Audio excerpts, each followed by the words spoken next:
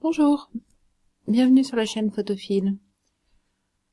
Bienvenue sur ce nouveau cours Affinity Photo. Donc on va voir un petit peu à la fois une synthèse des outils pinceau de clonage et pinceau correcteur et la combinaison de ces outils avec les outils de sélection.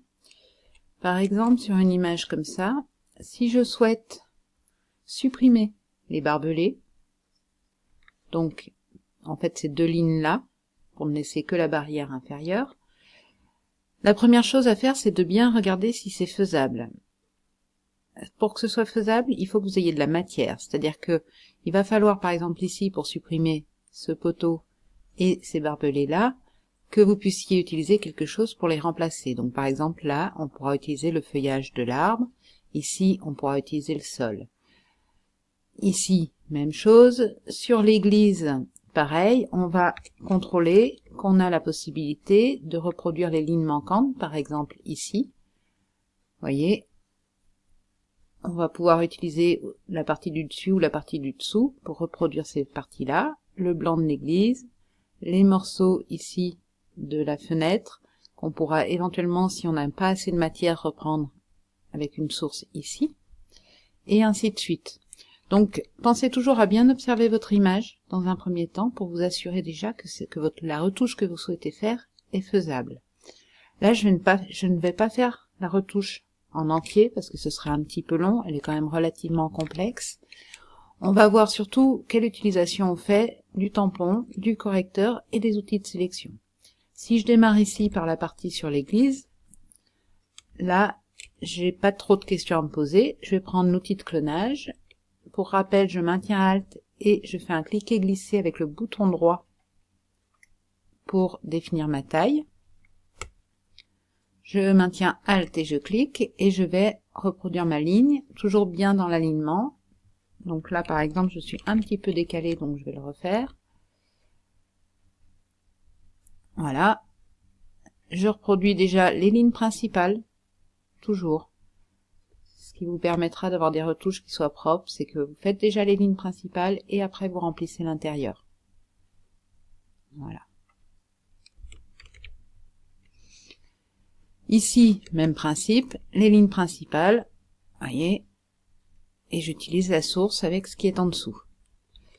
Là après, c'est du remplissage, c'est-à-dire que j'ai juste à recopier par-dessus. Pensez éventuellement à diminuer la dureté quand vous avez des bords qui apparaissent un petit peu nets. Vous le voyez peut-être pas, vous, à l'écran, mais souvent dans des zones comme ça qui sont pas très précises, diminuer la dureté donnera un meilleur résultat.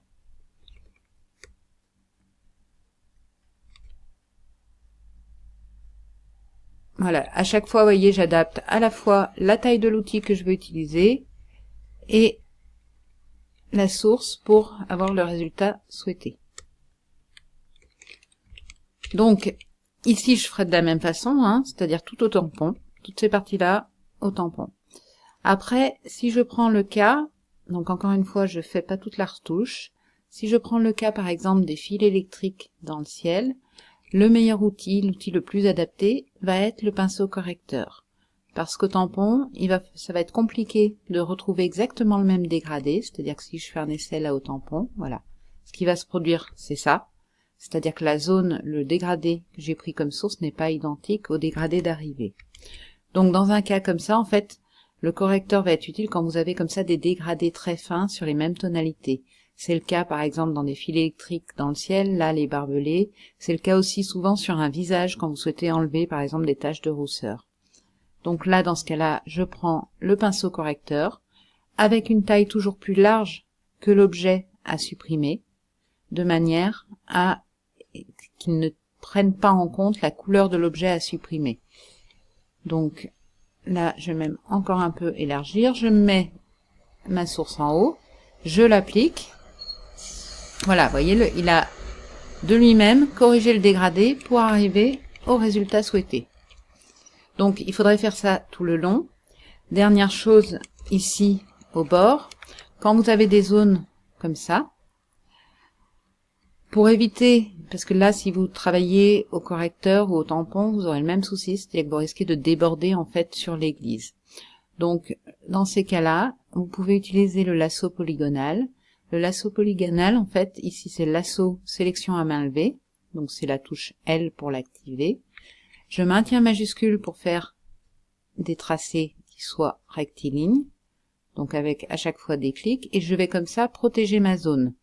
En fait, j'exclus de ma retouche l'église.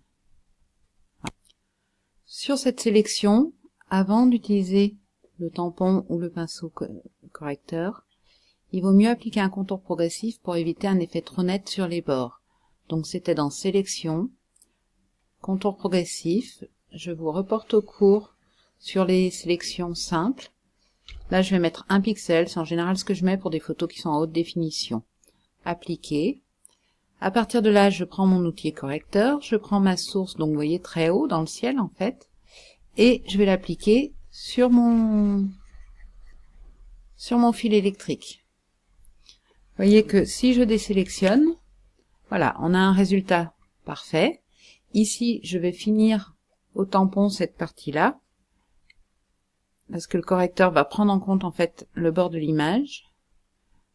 Donc, pinceau de clonage. Pour le coup, je me mets sur la même hauteur de dégradé.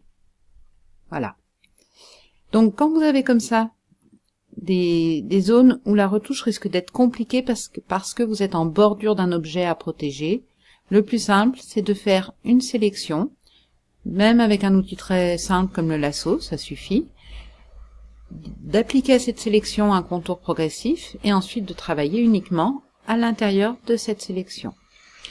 Donc bien sûr, pour faire la retouche complète sur cette image, par exemple, pour enlever la totalité des barbelés, ça prendra un peu de temps, mais il n'y a aucun problème, c'est une retouche qui est tout à fait faisable. Encore une fois, pensez bien à vérifier avant de vous lancer, plutôt que de passer 1 heure pour rien, que vous disposez bien de la matière suffisante pour mettre quelque chose à la place de l'élément que vous souhaitez supprimer.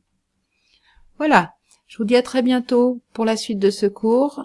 Pensez à vous abonner à la chaîne de Photophile, pensez à cliquer sur la petite clochette de notification pour être prévenu des prochaines vidéos. À bientôt et merci à tous.